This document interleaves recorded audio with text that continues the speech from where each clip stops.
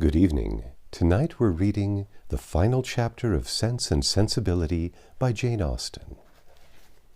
Chapter 50. After a proper resistance on the part of Mrs. Ferrars, just so violent and so steady as to preserve her from that reproach which she always seemed fearful of incurring, the reproach of being too amiable, Edward was admitted to her presence and pronounced to be again her son. Her family had of late been exceedingly fluctuating.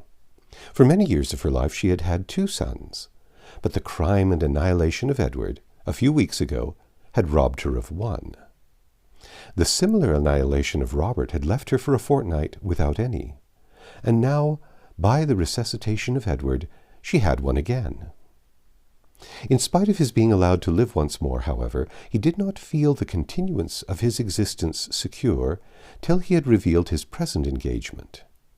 For the publication of that circumstance he feared might give a sudden turn to his constitution and carry him off as rapidly as before.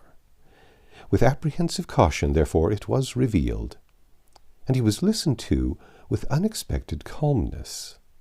Mrs. Ferrars at first reasonably endeavoured to dissuade him from marrying Miss Dashwood, by every argument in her power, told him that in Miss Morton he would have a woman of higher rank and larger fortune, and enforced the assertion by observing that Miss Morton was the daughter of a nobleman with 30,000 pounds, while Miss Dashwood was only the daughter of a private gentleman, with no more than 3. But when she found that, though perfectly admitting the truth of her representation, he was by no means inclined to be guided by it, she judged it wisest, from the experience of the past, to submit, and therefore, after such an ungracious delay as she owed her own dignity, and as served to prevent every suspicion of goodwill, she issued her decree of consent to the marriage of Edward and Eleanor. What she would engage to do towards augmenting their income was next to be considered, and here it plainly appeared that though Edward was now her only son, he was by no means her eldest, for while Robert was inevitably endowed with 1,000 pounds a year, not the smallest objection was made against Edward's taking orders for the sake of 250 at the utmost, nor was anything promised, either for the present or in future, beyond the 10,000 pounds, which had been given with Fanny. It was as much, however, as was desired, and more than was expected, by Edward and Eleanor, and Mrs. Ferrars herself, by her shuffling excuses, seemed the only person surprised at her not giving more. With an income quite sufficient to their wants thus secured to them, they had nothing to wait for after Edward was in possession of the living, but the readiness of the house, to which Colonel Brandon, with an eager desire for the accommodation of Eleanor, was making considerable improvements. And after waiting some time for their completion, after experiencing, as usual, 1,000 disappointments and delays, from the unaccountable dilatoriousness of the workmen, Eleanor, as usual, broke through the first positive resolution of not marrying till everything was ready, and the ceremony took place at Barton Church early in the autumn. The first month after their marriage was spent with friends at the mansion house, from whence they could superintend the progress of the parsonage, and direct everything as they liked on the spot, could choose papers, project shrubberies, and invent a sweep. Mrs. Jennings' prophecies, though rather jumbled together, were chiefly fulfilled, for she was able to visit Edward and his wife in their parsonage by Michaelmas, and she found in Eleanor and her husband, as she really believed, one of the happiest couples in the world. They had in fact nothing to wish for but the marriage of Colonel Brandon and Mary Ann, and rather better pasturage for their cows. They were visited on their first settling by almost all their relations and friends. Mrs. Ferrars came to inspect the happiness which she was almost ashamed of having authorized, and even the Dashwoods were at the expense of a journey from Sussex to do them honor. "I will not say that I am disappointed, my dear sister," said John, as they were walking together one morning before the gates of Delaford House. That would be saying too much, for certainly you have been one of the most fortunate young women in the world, as it is. But I confess it would give me great pleasure to call Colonel Brandon brother. His property here, his place, his house, everything in such respectable and excellent condition. And his woods, I have not seen such timber anywhere in Dorsetshire as there is now standing in Delaford Hanger. And though perhaps Marianne may not seem exactly the person to attract him, yet I think it would be altogether advisable for you to have them now frequently staying with you, for as Colonel Brandon seems a great deal at home, nobody can tell what may happen, for when people are much thrown together, and see little of anybody else, and it will always be in your power to set her off to advantage, and so forth. In short, you may as well give her a chance. You understand me? But though Mrs. Ferrars did come to see them, and always treated them with the make-believe of decent affection, they were never insulted by her real favor and preference. That was due to the folly of Robert, and the cunning of his wife, and it was earned by them before many months had passed away. The selfish sagacity of the latter, which had at first drawn Robert into the scrape, was the principal instrument of his deliverance from it, for her respectful humility, assiduous attentions, and endless flatteries, as soon as the smallest opening was given for their exercise, reconciled Mrs. Ferrars to his choice, and re-established him completely in her favor. The whole of Lucy's behavior in the affair, and the propensity which crowned it, therefore may be held forth as a most encouraging instance of what an earnest and unceasing attention to self-interest, however its progress may be apparently obstructed, will do in securing every advantage of fortune, with no other sacrifice than that of time and conscience. When Robert first sought her acquaintance, and privately visited her in Bartlett's Buildings, it was only with the view imputed him by his brother. He merely meant to persuade her to give up the engagement, as there could be nothing to overcome but the affection of both. He naturally expected that one or two interviews would settle the matter. In that point, however, and that only, he erred, for though Lucy soon gave him hopes that his eloquence would convince her, in time, another visit, another conversation, was always wanted to produce the conviction. Some doubts always lingered in her mind when they parted, which could only be removed by another half-hour's discourse with himself. His attendance was by this means secured, and the rest followed in course. Instead of talking of Edward, they came gradually to talk only of Robert, a subject on which he had always more to say than on any other, and in which she soon betrayed an interest even equal to his own. And in short, it became speedily evident to both that he had entirely supplanted his brother. He was proud of his conquest, proud of tricking Edward, and very proud of marrying privately without his mother's consent. What immediately followed is known. They passed some months in great happiness at Dawlish, for she had many relations and old acquaintances to cut, and he drew several plans for magnificent cottages, and from thence, returning to town, procured the forgiveness of Mrs. Ferrars by the simple expedient of asking it, which, at Lucy's instigation, was adopted. The forgiveness at first, indeed, as was reasonable, comprehended only Robert, and Lucy, who had owed his mother no duty, and therefore could not have transgressed none, still remained some weeks longer unpardoned.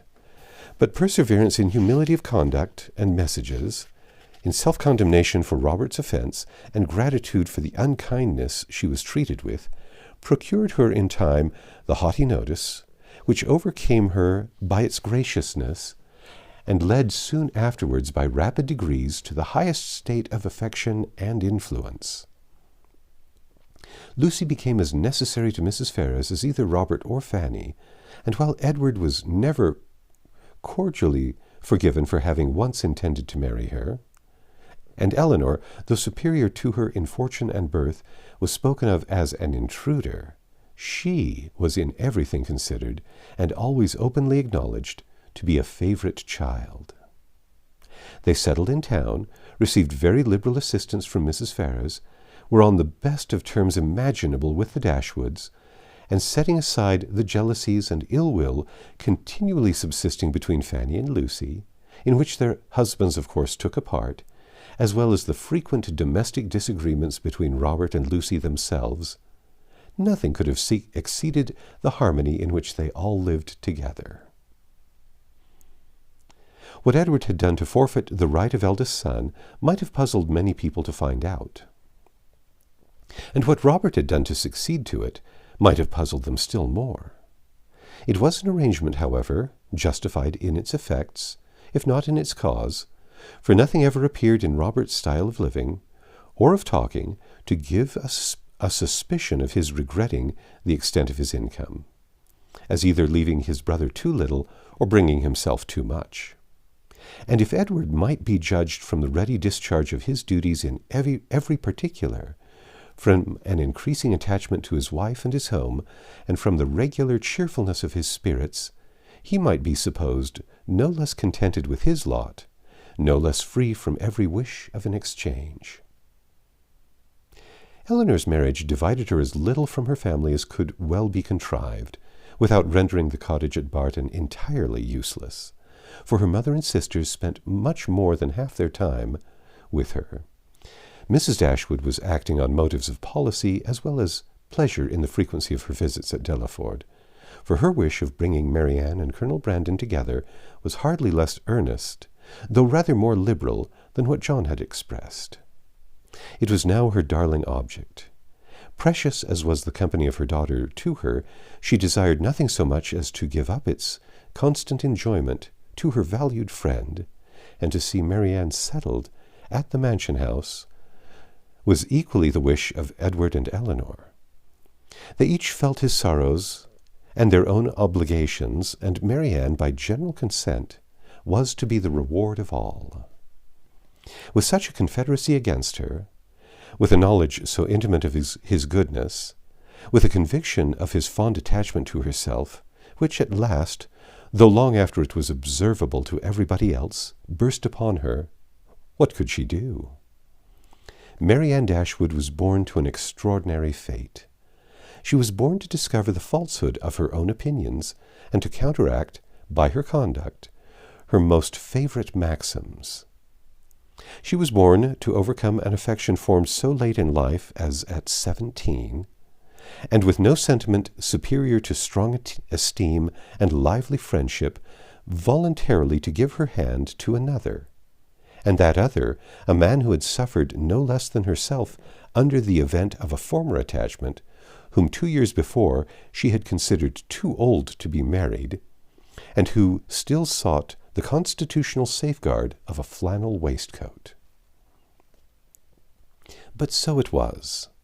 Instead of falling a sacrifice to an irresistible passion, as once she had fondly flattered herself with expecting, instead of remaining even forever with her mother, and finding her only pleasure in retirement and study, and afterwards in her more calm and sober judgment, as afterward in her more calm and sober judgment she had determined on, she found herself, at 19, submitting to new attachments, entering on new duties, placed in a new home, a wife, a mistress of a family, and the patroness of a village.